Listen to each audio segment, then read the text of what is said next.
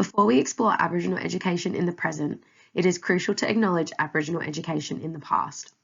For at least 65,000 years, Aboriginal and Torres Strait Islander people successfully educated their youth through ancestrally perfected ways of learning, in order to ensure that each generation was equipped with the knowledge and skills that enabled them to live and grow across the diverse landscape of their country. In 1788, European colonisers arrived and began their brutal invasion and genocide, resulting in at least 8,400 murders of mostly Aboriginal and Torres Strait Islander people between the years of 1788 and 1930. Over the subsequent years, as Australia's Indigenous people experienced the effects of racist government policies, Aboriginal children and young people have suffered from poor school experiences. The consequences of segregation, the forced removal of children, and lack of access to and discrimination within Western schooling institutions continue to be felt by students to this day. Aboriginal learners' experience of the education system differs greatly to that of non-Indigenous students. Aboriginal students are at school less than non-Indigenous students, with the attendance rate being 82% compared to non-Indigenous students at 93%, and they are less likely to finish Year 12, where 65.9% of Indigenous students attain their Year 12 certificate or equivalent, compared to 90.4% of non-Indigenous students. Songoro summarises the education system we expect Aboriginal children to participate in as an education system where Indigenous Australians feel culturally unsafe because of the plague of institutional racism, which is then further enforced by ignorant non-Indigenous teachers. This idea connects to Vass's identification of benevolent social justice as contributing to poor outcomes for Aboriginal students. Even with the best of intentions, teachers may still perceive students of colour as lacking certain cultural competencies by virtue of being different, and that schooling continues its colonial legacy of pursuing a civilising mission of making them more like us, thus creating a problem for Indigenous students where they feel they have to choose between their Indigenous identity or success in schooling. Groom similarly suggests that success at school implies pressure to relinquish cultural identity and peer acceptance. Young Arundar boy Duan Hussein feels such pressure. He is a child healer and hunter, able to speak 3 languages, yet he struggles with the pressures the Western education system places upon him and is failing school.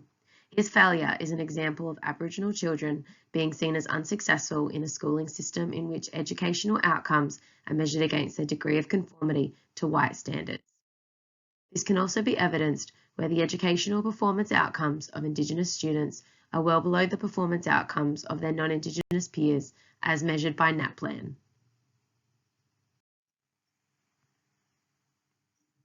The effect of this inequity in schooling has serious effects on Aboriginal students.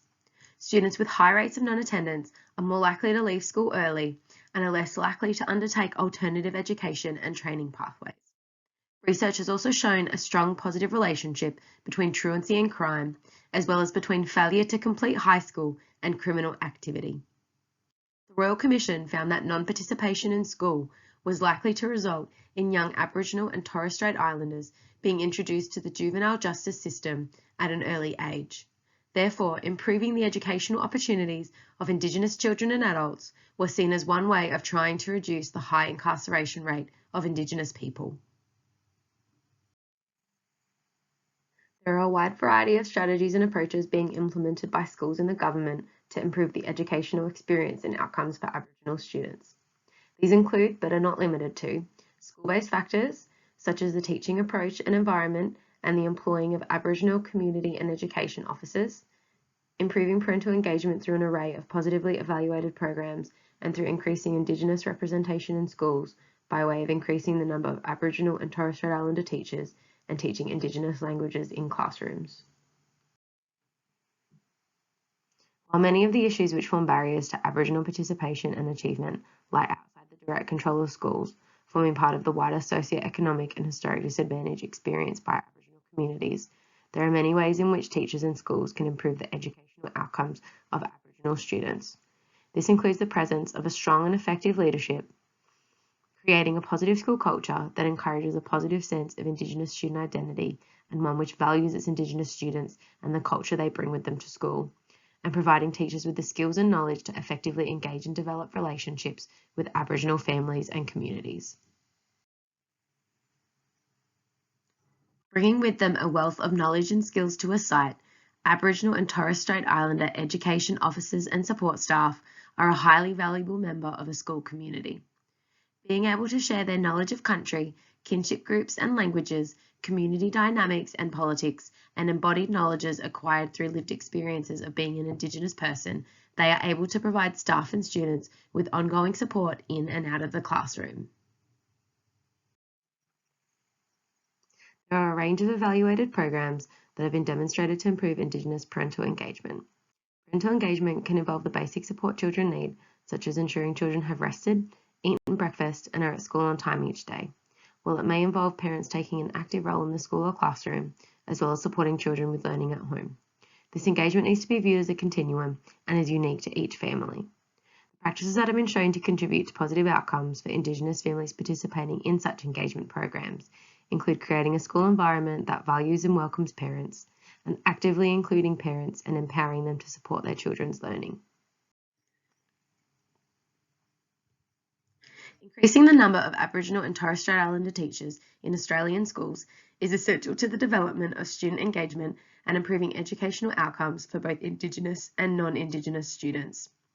This diversity in classrooms enhances critical thinking, problem solving, and among many other academic benefits, creates a richer learning environment for its students.